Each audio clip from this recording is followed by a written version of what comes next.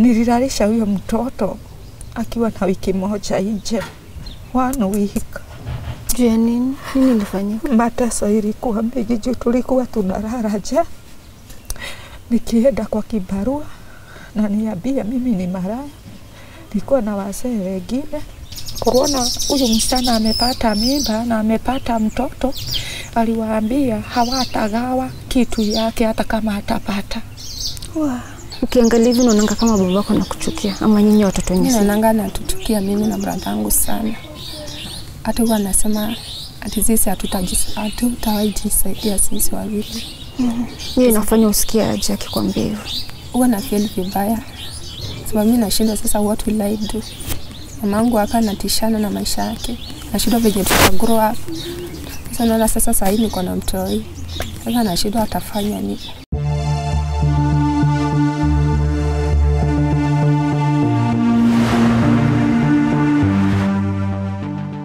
Emotional wounds are the worst and the most difficult to deal with. This is because it's difficult to prove that you're actually suffering when you tell people that you're going through emotional wounds. Have you ever been married to a narcissist? Well, our guest today is a person who's lived her life married to a narcissist. And today she's here to share her story with us and tell us exactly how this affects her and how these wounds continue to haunt her every day of her life. Welcome to today's episode of My Story. My name is Yvonne Kawera. Haya, habari yake? Nzuri sana. Sisi tumefika? Huko ndo home? Huko ndio home. Kunaitwaje huko? Huko kunaitwa Nduberi. Ama Pefa. Pefa, okay. Sawa. Mko karibu sana huku kwetu. Na wakaribisha kabisa. Nyinyi ni wageni mzuri na mimi niliwaita munitembelee siku ya leo. Wacha nichukue sturu mkae chini. Sawa. Karibuni sana. Asante. So anza na jina lako na kule unatoka. Naitwa Jacinta Mageshi. Naishi hapa Nduberi. Alright. Lakini kuzaliwa kwangu nimezaliwa Ornyahururu.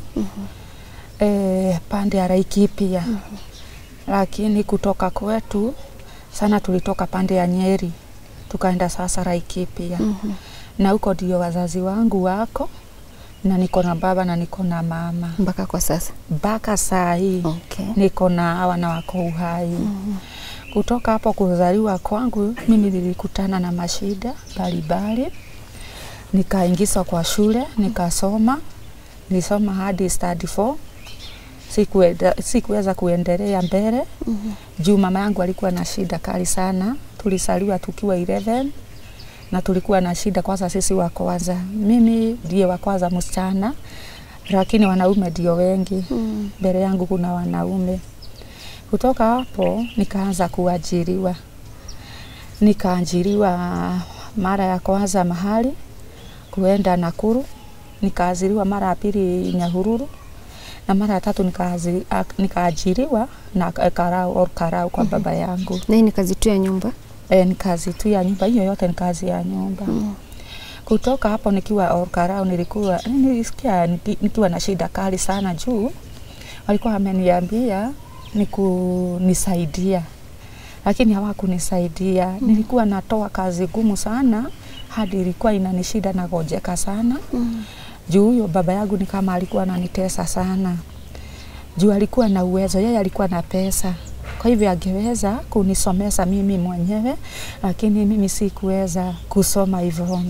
Sikusoma, lakini watoto wake walisoma. Nikagojeka hadi nikafika mahali nikamwambia wacha niende home. Kwenda home nikakaa, nikaona ile mashida baya kweli ni kubwa kabisa. Na baba yangu alikuwa mkali anatuchapa kabisa. Nikaona vyema nioleke. Nikaoleka juu ya shida. Kuoleka juu ya shida nikapitia mambo magumu. Mwanaume ulimpata wapi? Nilimpata tu kuulizana. Tulikutania na yeye kwa barabara. Kaniuliza kama mimi naweza mpenda, nikamwambia ndio. Hivyo tu?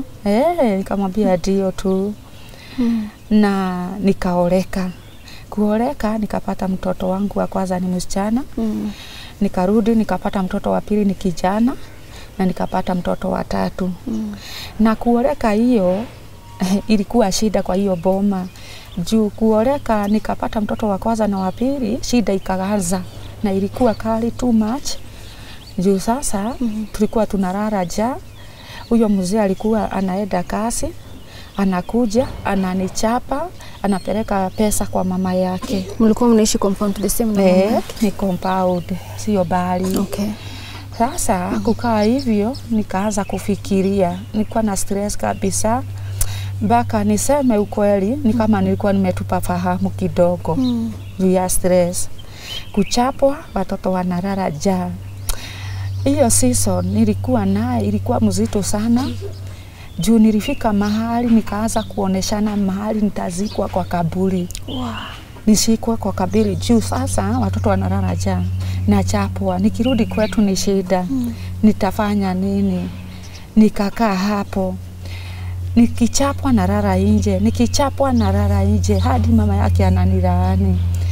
Lakini mahali tulikuwa tunakoseana na mama yake ni kwa sababu yeye alikuwa ni kama niwe mfanyikazi wake. Nimfulie manguo, niwe napika. Sasa hiyo vita ilikuwa kali sana. Juu yeye hakuwa anataka kutoa kazi. Kupitia hiyo magumu nikarudi kwetu nyumbani. Nilikuwa na kilio sana sana sana. Juu mimi nilikuwa nimefika mwisho. Nikaanza kuenda kibarua. Nikaanza kuigiza watoto wangu kwa shule na walichelewa tu ni kusoma kweli. Walichelewa, mashida ilinianzia kwetu nyumbani ikaniendea mpaka kwa ndoa. Kuenda kwa ndoa nikakaa miaka 8 kwetu nyumbani. Nikaona bado mashida iko mingi, kilio ni mingi, sipati pesa ya kusomesha watoto, mamu ako na shida. Nikaona nitembee boma ingine niende nikaoleke. Lakini nilikaa kwetu nyumbani. Kuenda kuoleka huko nyumbani tulipatana na huyu mzee boma ya pili.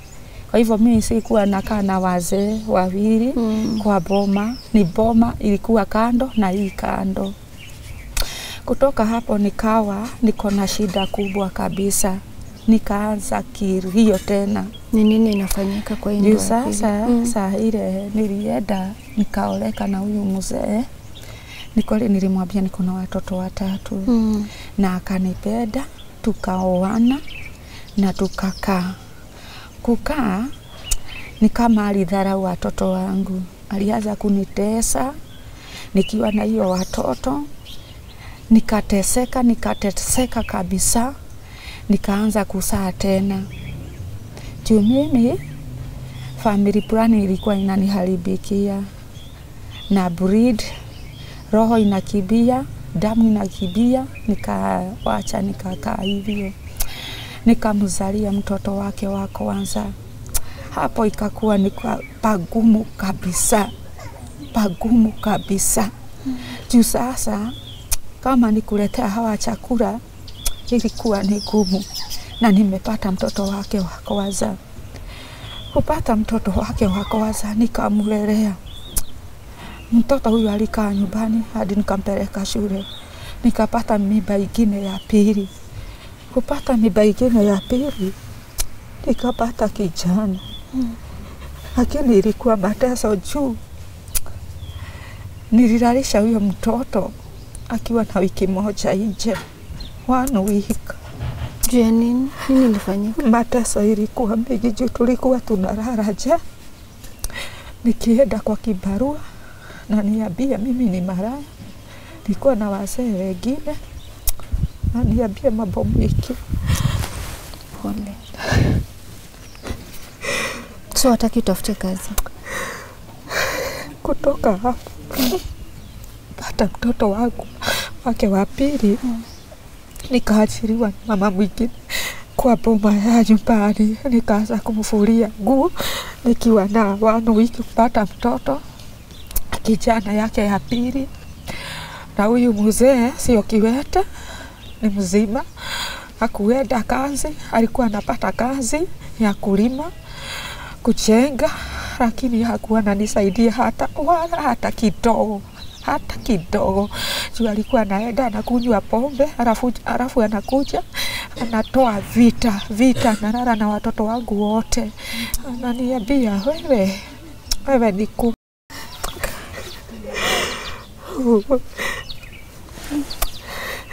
nilikuwa nanitusi mpaka mbele ya watoto wangu. Nikamuongelesha, nikamuitia mpaka wazee wa kijiji. Kuongeleshwa ananiambia wewe ni umbwa. Nikienda kanisa nakuja na chapwa. Nikionekana na mama fulani nakuja na chapwa, ninaambiwa wewe ni maraya na uko na maji mingi sana. Hizi vitu anakwambia akiwa amelewa? Masaa zingine hakuwa amekunywa, alikuwa nomo. Ananitusi mbele ya watoto, hadi watu wa kijiji walikuwa amemjua sana. Juu nilikuwa na chapa na potelea kwa watu wa kijiji ama kwa mzee wa kijiji. Nalala huko na watoto. Na mimi nilikuwa kuhaso naenda kazi, nafuria watu maguo, nalima. Hakuna kazi nilikuwa nachagua. Sasa nimepata mtoto wake wa pili. Nikaenda hivyo, nikapata mtoto wake wa tatu. Kutoka mtoto wake wa tatu, niseme Mungu hapo alinisaidia kabisa. Juu hapo sikupata shida kubwa. Watu walinisaidia wa hiyo kijiji, wakaniletea chakula. Nilikaa miezi 3 kwa nyumba. Alafu nikatoka, nikaanza kulima tena. Nikaenda kwa vibarua. Hiyo ni msichana wake wa 3, mtoto wake wa 3. Kupata vibarua na lea watoto wao wengine sasa wako shule wote. Lakini hakuwa analeta chochote hata ya kusaidia watoto hata hawa wakubwa. Juu alikuwa anasema nirudishe watoto wangu kwa mama yangu. Hataki watoto hawa wangu kuja na hawa. Akinunua kitu, tuseme amenunua kama keki hivi, analetea watoto hawa wake wamekuzaliwa. Lakini wangu kukuja na hawa hakuwa anawapea chochote. Ilikuwa shida kubwa sana. Na watoto wangu walikuwa wanalalia njaa kabisa mpaka unaona huyu mtoto atakufa. Kabisa unaona atakufa. Nilikuwa na shida kubwa. Kuvaa ni shida, kusomesa ni shida, kupata chakula ni shida, kuenda kanisa ni shida. Unaona shida imekusoga kabisa. Na nimevumilia tu. Nilikuwa napotea alafu narudi, napotea narudi. Nini ilikuwa inakurudisha kwa hii ndoa hata kama ulipitia hizi shida zote? Nilikuwa napenda hii ndoa sana, acha nikuambie kweli ya Mungu. Na nilikuwa namuombea sana, hata waleo namuombea sana kabisa. Najua Mungu atambadilisha. Juu Mungu wetu ni wa neema. Juu tuseme ukianza kuendaenda na watoto tu wanapotelewa ni masomo. Yusa ile nilikuwa naondoka, watoto hawasomi. Baka nasikwa na askari, naambiwa tutakushika juu ya kukosa kupeleka watoto. Na shida ni kuona sina pesa ya kusomesha watoto. Wakienda shule huko tulikuwa tunaitiswa pesa. Na hata huku kuna pesa tu. Sasa wanaambiwa waende home, wachukue pesa, walete. Watoto wangu wanakaa nyumbani, hawana chakula, hawana mavazi, sina chochote. Alafu sasa narudi kwa hii boma tu. Narudi tena juu nilikuwa napenda mzee wangu, nilikuwa nataka abadilike. Tukahama. Tukakuja huku Dumbeli. Nilikuwa na watoto sasa 6. Mzee hakubadilika. Tukuja huku nikakaa mwaka tuseme 1. Nikapata mtoto wa 7 sasa, wote wa 7. Na ni wake wa 4. Ni akakalikuwa hapa kadogo, kakona miaka 4. Kukuja masida ikanisoga sana. Watoto hawasomi, wanataka kuigizwa tena shule. Na kuna wenye unaona ni wakubwa. Kama huyu wake kijana wa pili akawa ameingia nursery. Ilikuwa ni shida kabisa. Nilikuwa nalemewa, ni mashida ile kabisa inanisoga. Kutoka hapo nikaanza kuigiana na watu wa huku. kuingiana na watu wa huku, nikapata vibarua ya kufua manguo, ya kulima, kufanya nini, naenda.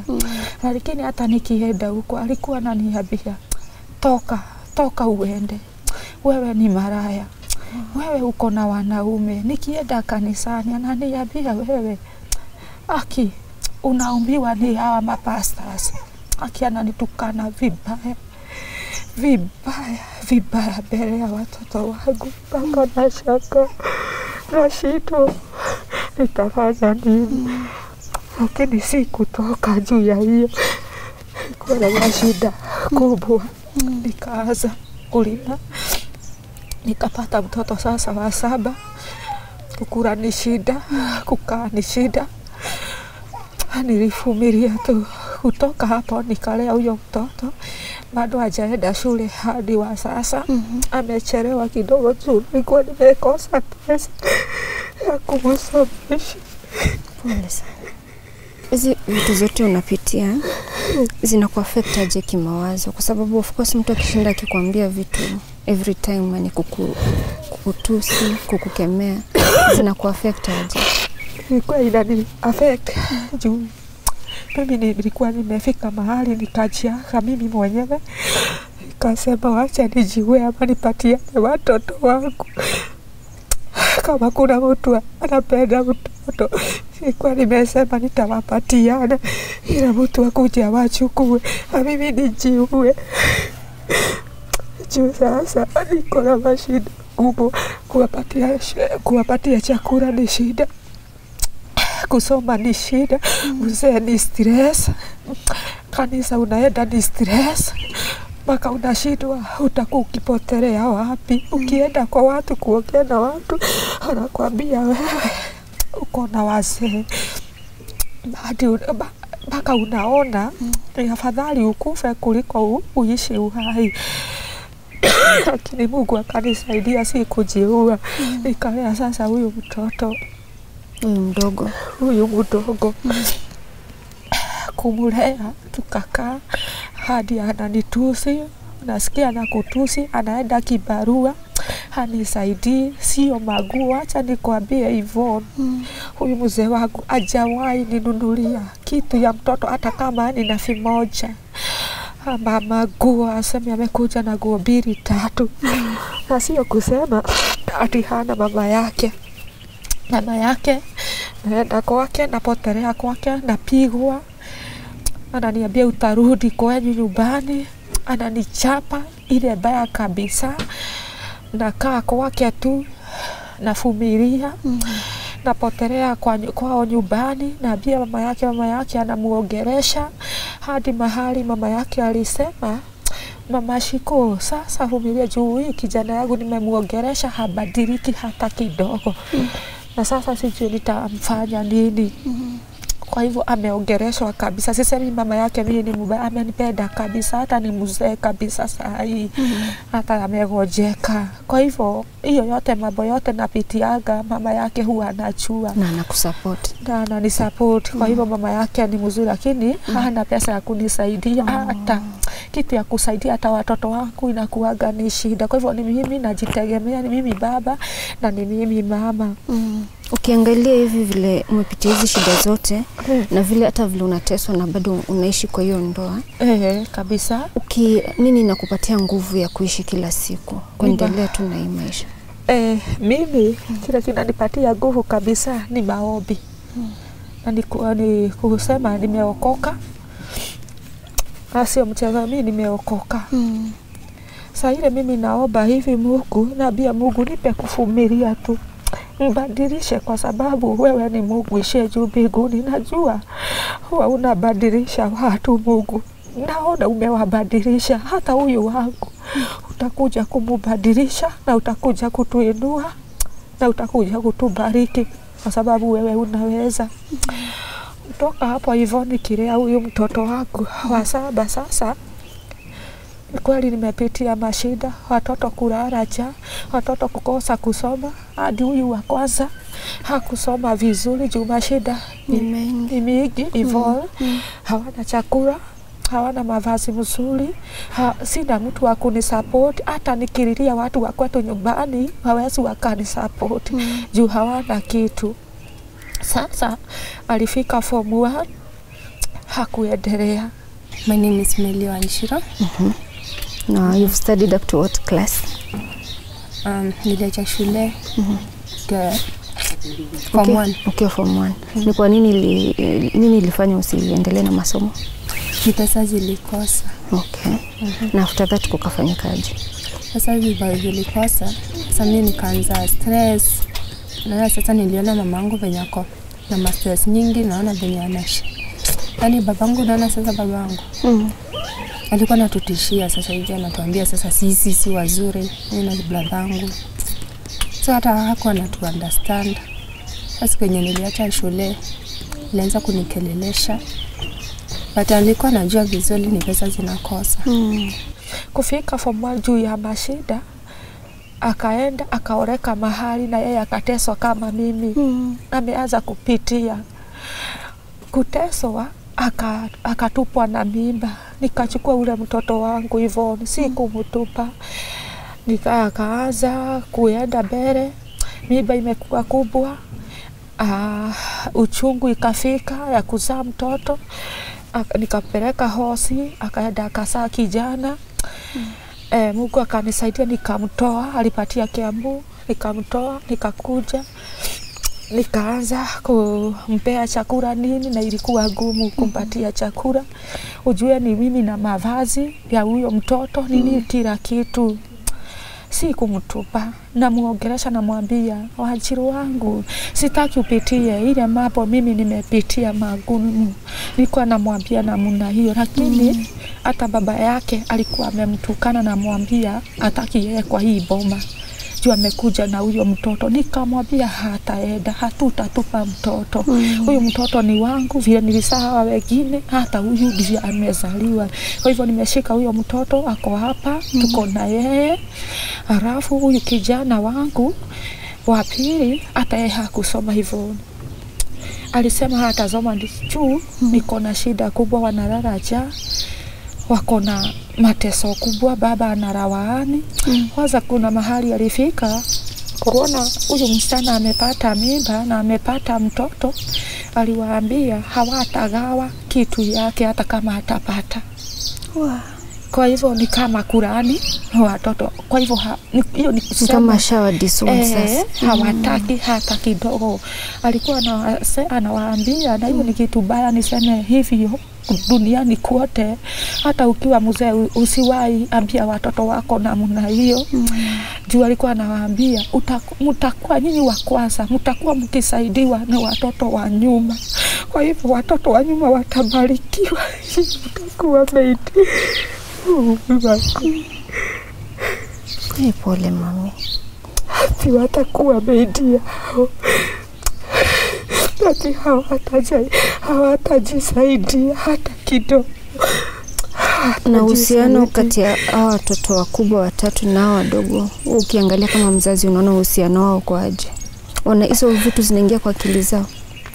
Ilikuwa imeingia sana juu. Huyu kijana wangu alisema hata sasa wanasema hata msaidia akipata pesa yake.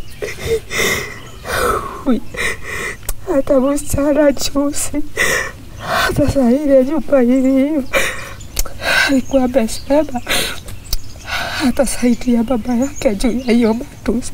Juu alikuwa anaambiwa ati tukienda na yeye tunaenda kupiga maraya na yeye. Kwa hiyo matusi iko na uchungu, acha nikuambie. Matusi mbaya mbele ya ukiangalia hivi unaonanga kama babako anakuchukia ama nyinyi watoto wenyewe? Mimi naonanga anatuchukia mimi na bradhangu sana. Hata huwa anasema ati sisi hatutawajisaidia sisi wawili.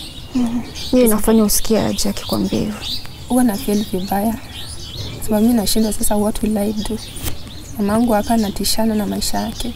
Nashinda venye grow up. Sasa naona sasa hivi niko na mtoi. Sasa nashinda atafanya nini? Hivyo watu si baya, wacha nikuambie. Hiyo ni inakuwa tabia baya juu. hata ukimuongeleza hawezi badilika, hata badilika kwa 2 weeks ama 1 weeks alafu anarudia hiyo mambo. Nikuulize, ukiangalia vile umepitia na watoto wako kama mama yao, unaona kama umewa let down? Unaona kama kuna kitu ulifanya ambayo umewa let down, haujasimama nao vile ungefaa kama mzazi? Hapana. Mimi nimesimama na watoto wangu nikiwa mzazi wao, na washika mkono kabisa, na waambia kila wakati msisikilize baba yenu, hata akiwatukana msimusikilize, ninyi mtabarikiwa kabisa kabisa kabisa. Na wainua juu, na inua roho zao juu, alafu nawaambia kila mara mjue huyu ni baba yenu, hakuna baba mwingine mtaona, hakuna hata kidogo. Mimi sitaenda kuolewa kwingine, mtakaa na huyu ndiye baba yenu, ndio amewalea. Hadi wanafika mahali wanatambia hata kama ni yeye ametulea, ametutusi sana, hatukusoma vizuri, sio kukula ni shida mama. Anatutukana kila wakati, anatuambia hatutakuwa na kitu, mpaka unaona mtoto anajirudisha kabisa. Relationship yako yenyu watoto wenye wakubwa 3 na wengine 4, mko friends nyote, mnapendana? Sisi tuko friends sana. So msikiangi hizo maneno ya baba yenu kiingia kwa akili zenu? Mimi ndio huwa inaingia sana. Hata namchukia babangu, lakini si sana. Siwezi muonesha ati namchukia. Yeye anajua vile naofanyia, mshaimwambia hizi vitu namfanya si nzuri? Ukimwambia ataanza kukukelelesha na kwambia unamchukia zaidi. Anaanza kusema unamuongelesha vibaya. Kuna haja sasa umwambie hivyo. So tunamtii tu, lakini kwa roho yetu tunakasirika. Unaonanga kama baba yao hawapendi hao watoto? Hawapendi. Hata wale wake? Sasa ameanza kuwapenda. Juu ni kama mimi nimeona kama ni shida imekuja kuleta hiyo mambo, hawapende. Sasa hizi anapenda wale wake? Anapenda sasa wote saa hii.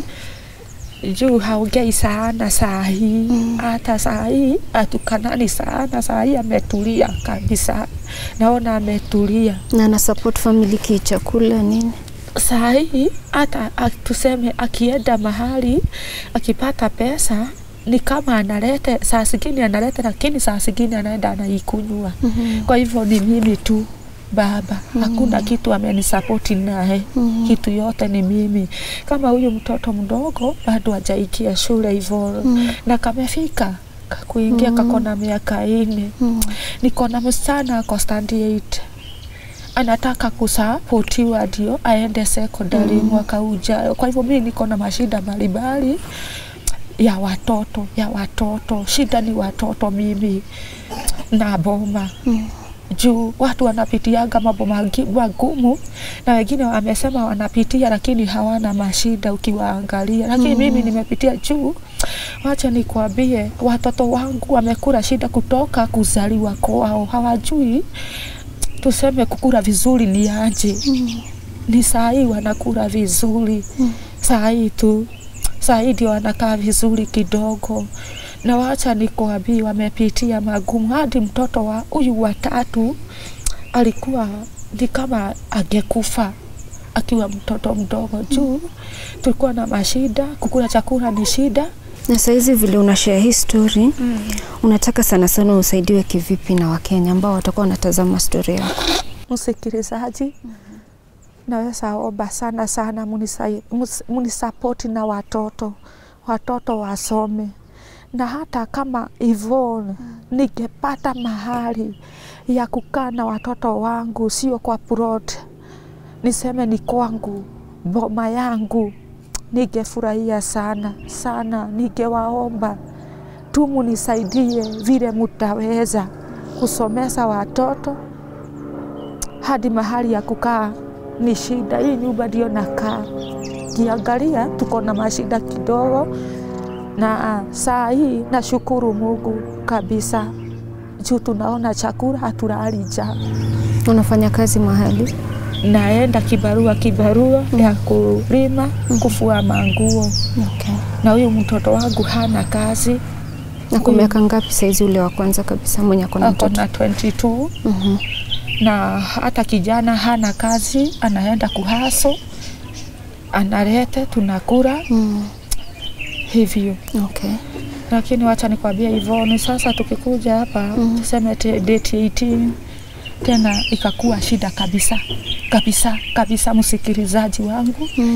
Juu tulichomekewa na nyumba, hatukuchukua chochote, sio sahani, sio nguo, sio nini, ikachomeka yote, hatujui ni nini ilichoma na tulikuwa kwa wenyewe. Kwa hivyo tukaanza kulala tena chini, tulikuwa tunalala kwa floor chini, hatuna mattress. Watu wakasikia huruma juu ya watoto, mpaka mimi nilikuwa nimegojeka limoni juu ya kulala chini na watoto. Tulikuwa tunaumwa ni madudu, kulikuwa na madudu kwa hiyo nyumba. Na sasa tukaweza kuchukuliwa ni watu, tukapewa mattress na maguo, tuko na maguo kidogo, tunaenda hivyo na Mungu tu ametusaidia, tukakuja sasa tukahamia huko. Sasa hii nyumba ndio tunakaa hivyo. Okay. Na huyo mzee tuko na yeye. Kwa hizo shida zote. Kwa hiyo shida yote tuko na yeye. Nyumba yetu imechomeka yote. Kwa hivyo unaweza jiomba sana, mtu asikie huruma juu ya watoto wangu. Musikie huruma kabisa. Na waomba nchi mzima, hata wale wako ngambo, na wasihi tu musikie huruma kwa unyenyekevu wa Mungu. Hata kama ni wewe, usikie huruma, usupport hawa watoto. Juu siwezi nikaweza kusomesha hawa watoto nikiwa peke yangu, hata kama niko na mzee. Na huyu mzee anaweza toa kazi, lakini nawaomba tu msiangalie mzee, angalieni watoto. Munisaidie tu, munisupport. Na Mungu ataweza kuwabariki. Kwa majina naitwa Amelie, ninaweza waomba tu yetu ataona tu kwa hii channel, anza tu kunisaidia niweze kwenda kujiendelea mimi mwenyewe, na tena naweza taka mtu tu anilipie kosi nijisaidie na nisaidia mtoto wangu. Okay. Hebu wapatie namba yako ya simu, kama wanataka kukutafuta kwa simu watakupata vipi?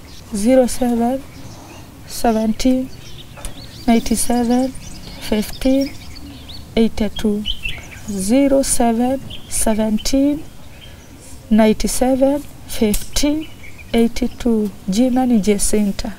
Jacinta, kwanza kabisa tunataka kukuambia pole kwa yale ambayo yanakupata, na ujipe nguvu, kwa sababu hawa watoto wote 7 wanakutazama wewe kama mama yako, si ndio? Kabisa. So usi give up, nisifike mahali tena utake pia kujitoa uhai tena. Usikubali kushawishiwa kufanya mambo kama hayo. Usimame na watoto wako, si ndio? Na uwe na imani, utakuwa sawa. Guys, as you can see, this is a painful story for Jacinta. She has tried to brave it and be strong for her 7 children. Now it's up to you to see where you can support her and how you can support her. Well, thank you so much for staying with us till the end of the show. We will also pin the contact information of Jacinta on the pinned comment so that you can reach out to her and support her and help her educate her children and get back on her feet. We always count on you to support our guests and stand with them and walk the journey with them. So we do appreciate so much for all you do for our guests. Once again, thank you for watching till the end of the show. My name is Yvonne Kawira, and until next time, keep it Tuko.